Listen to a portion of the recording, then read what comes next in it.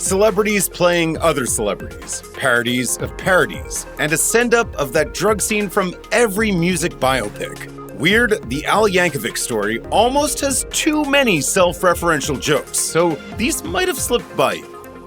Not only are most of the story beats, character arcs, and career steps in Weird, the Al Yankovic Story patently false, but the film also takes place in a fictional world. Specifically, the film's reality feels like the real world, except for the fact that cool people, celebrities, and rebellious teenagers are all really into accordions and polka music. What have we told you about listening to that garbage? Weird also includes a nod to how other musical biopics depicts the future star clashing with their parents over noisy, newfangled rock and roll music. In the movie, Al's father is vehemently opposed to his son playing the accordion. However, Al's mother nurses her son's deep-rooted desire to play the forbidden instrument, giving him one as a gift. From then on, he practices in secret. When he's a teenager, Al's friends encourage him to sneak out and attend a raucous polka party, where he impresses a gaggle of high schoolers with his accordion prowess, until the police show up and shut it all down. Young Yankovic is otherwise forced to read Accordion World, apparently a very popular magazine in this universe, snuck inside a school textbook. Radio DJ and mentor figure Dr. Demento declares that his new client is in need of a stage name because Al Yankovic just isn't going to cut it. Yankovic has just performed and dazzled the crowd with I Love Rocky Road, his parody of Joan Jett and the Blackhearts' I Love Rock and Roll. Right there, in the dressing room of a sketchy bar, Demento gives Al one option and one option only, giving birth to the professional life of the newly named Weird Al Yankovic. It's a simple trick, the addition of one descriptive word to the musician's real name, but it's one rooted in reality. Weird Al Yankovic. I love it. Dr. Demento tells Al that previous funny musicians, Nervous Norvis and Wildman Fisher, never would have made it big without their stage names. While those sound like setup names to frame the similar Weird Al, they're both real people. Jimmy Drake, also known as Nervous Norvis, scored a top 10 hit in 1956 with Transfusion, a celebration of reckless driving. Meanwhile, Fisher was a comical outsider musician and street performer in the 1960s. Both played the kind of music that would have been heard on the real Dr. Demento's radio show. Weird Al Yankovic finds himself on the verge of fame after being discovered by novelty song disc jockey Dr. Demento, who offers to shepherd him into the upper echelons of fame and fortune. The first stop is a pool party at Demento's palatial mansion, and young Al is dazzled by all the big-time celebrities in attendance. The famous people, many of them played by other famous people, pop up on screen so quickly and for such a short period of time that it's easy for viewers to miss at least a couple while their brains process who they just spotted. The two guys in red flower pot hats sitting on deck chairs when Al arrives are supposed to be members of Devo, who the real Yankovic would later parody with Dare to Be Stupid. Then he sees Elton John in the outfit he wore on the cover of his greatest hits collection, talking with 70s star John Denver. Other stars pop in silently, including David Bowie, Elvira, Frank Zappa, Kate Pearson of the B-52s, and Alice Cooper, who is played by Akiva Schaffer of comedy music group The Lonely Island. Al interacts with a few other star party guests, including Pee Wee Herman, Salvador Dali, Wolfman Jack, who's played by Jack Black, and Andy Warhol, portrayed by Conan O'Brien. I give him 15 minutes. Weird, the Al Yankovic Story boasts a lot of cameos. Yankovic is a modern comedy legend, and many famous fans, colleagues, and comedy big shots show up to pay homage. In the film's very first scene, a flash forward shows Al nearly dying in a hospital, an experience that will inspire his Madonna parody, Like a Surgeon, and features Lin-Manuel Miranda playing an exasperated and emotional ER surgeon. The Miranda appearance also has roots in Weird Al's music. In 2018, Yankovic compiled one of his signature polka medleys out of songs from Miranda's Broadway musical mega hit, Hamilton. Al frequently butts heads with two record executives, Ben and Tony Scotti. Those are the real names of the guys behind Yankovic's longtime label, Scotti Brothers Records, but they're portrayed by Will Forte and Yankovic himself. In the climactic Grammy Award scene, Al waits in the audience for his category to be called out, and he's accompanied by a woman. Yankovic's real wife, Suzanne Krajewski, portrays the fake Yankovic's date. Weird, the Al Yankovic Story is a proudly and hilariously inaccurate, over-the-top biopic about the rise and invented fall of Weird Al. It also functions as a not-at-all true story of fellow emergent musical superstar Madonna, portrayed by Westworld star Evan Rachel Wood. Madonna romances Yankovic for personal gain as she wants him to parody her songs to boost her own album sales. Madonna ends up sending him on a road of boozing and self-destruction and winds up taking over Pablo Escobar's powerful international drug trafficking cartel after Al guns him down. Finding herself surrounded by towers of cocaine bricks, Madonna realizes that the money she's made as a pop star pales in comparison to the fortune she could earn controlling the global illicit drug trade. Al turns down her offer to run the cartel with her despite her persuasive argument. Why rule the music industry when you can rule the world? Of course, this is a sly reference to the real Madonna's extreme sense of purpose and ambition.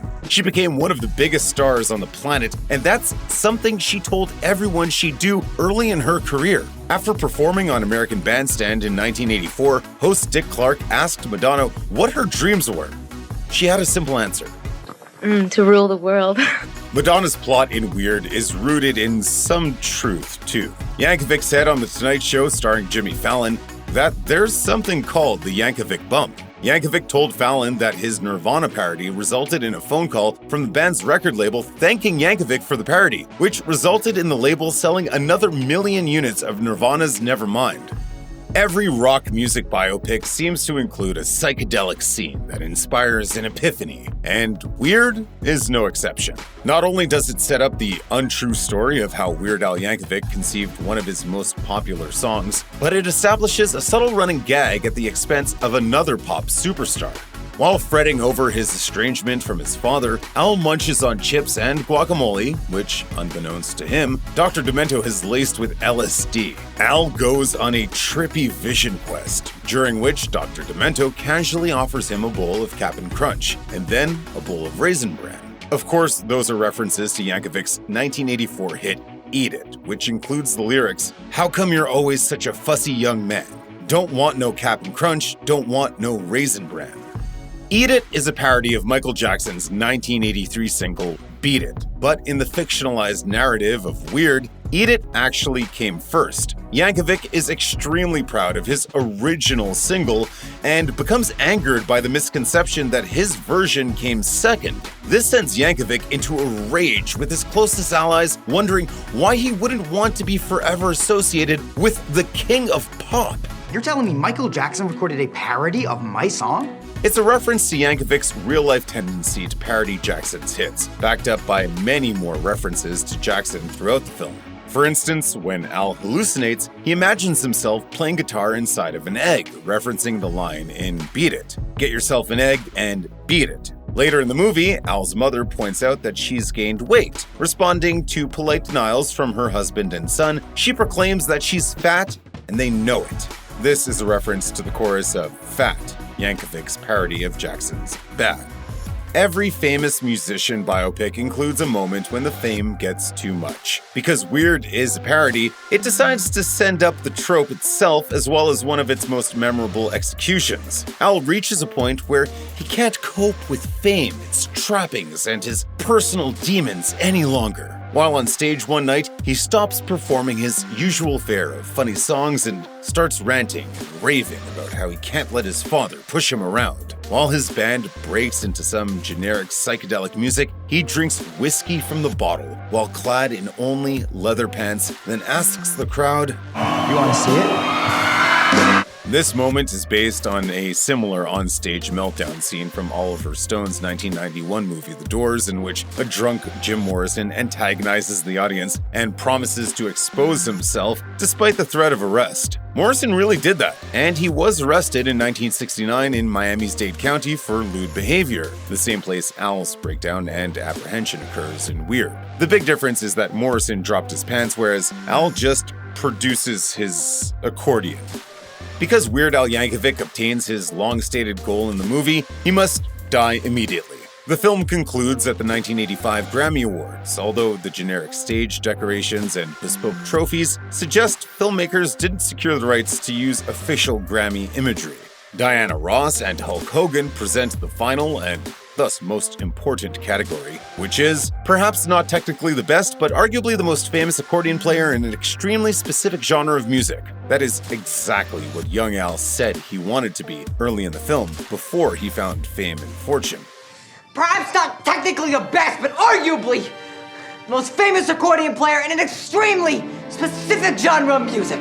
Of course, Weird Al Yankovic wins, to the livid chagrin of the other nominee, an unnamed figure who is almost certainly meant to be Prince. When Weird Al defeats him, he angrily leaves the auditorium. This is probably an allusion to the history between Yankovic and the late Prince. According to People, Yankovic came up with parodies of Let's Go Crazy, 1999, Kiss, and When Doves Cry, and ran them all past Prince for his approval, who apparently always said no. Weird Al Yankovic's parodies, original songs, and movies are all represented in Weird the Al Yankovic Story, by way of discreetly placed Easter eggs. When Madonna and Al lay in bed after making love for the first time, the camera catches a hanging mirror adorned with the quote, "If money can't buy happiness, I guess I'll have to rent it." It's attributed to Weird Al Yankovic and is taken from his 1986 original, This Is the Life. Later on, after drug lord Pablo Escobar kidnaps Madonna as a way to lure Al to Colombia to perform at his birthday party, Al stalks and battles through the jungle. This is likely an allusion to the Indiana Jones intro and the Rambo-inspired sequence from Yankovic's movie UHF. When Al meets Escobar, the latter gushes that he obtained every Weird Al Yankovic album from the Columbia House Record Club, which is a reference to Yankovic's 1999 song, Albuquerque. Finally, after Al is assassinated at the 1985 Grammy Awards, Madonna visits the grave of her former lover. For a brief moment, the camera catches Al's tombstone, which reveals that in 1985, the Eat It singer didn't so much die, but rather he ate it.